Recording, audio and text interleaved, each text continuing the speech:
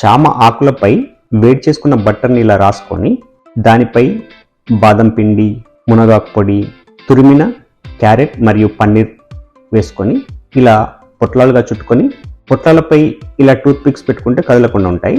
ఇలా తయారు చేసుకున్న చామాకు మోమోస్ని ఒక 10 to 12 minutes స్టీమ్ పై వేడి చేస్తే సరిపోతుంది. చాలా టేస్టీ చామాకు మోమోస్ని లెమన్తో కలిపి ఎంజాయ్ చేయండి, చాలా బాగుంటుంది. ఈ రెసిపీలో వాడిన మునగాకు పొడిలో మనం రెగ్యులర్గా వాడుకునే అన్ని స్పైసెస్ కలిసి ఉంటాయి. అంటే ఈ మునగాకు పొడిని మనం రెగ్యులర్గా వాడుకునే ధనియా పొడి, దాల్చిన చెక్క పొడి, జీలకర్ర పొడి, మిరియాల పొడి, సీ సాల్ట్, పసుపు ఇలా అన్ని కలుపుకొని తయారు చేసింది. కాబట్టి స్పైసెస్ని నేను సపరేట్గా యాడ్ చేయలేదు. మునగాకు పొడి మీ దగ్గర లేకపోతే కరివేపాకు పొడి కూడా వాడుకోవచ్చు.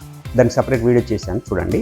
మునగాకు పొడితో చాలా మంచి లాభాలు ఉంటాయి. దీన్ని రెగ్యులర్గా వాడుకుంటే చాలా మంచి ఫలితాలు ఉంటాయి. మునగాకు పొడి తయారీ విధానం సపరేట్ వీడియో చేస్తాను. ఈ రెసిపీలో వాడిన చామాకు లేకపోతే చామాకు ప్లేస్లో క్యాబేజ్ని యూజ్ చేసి కూడా ఈ మోమోస్ తయారు చేసుకోవచ్చు. రెసిపీ ఈ వీడియోలో చూడండి.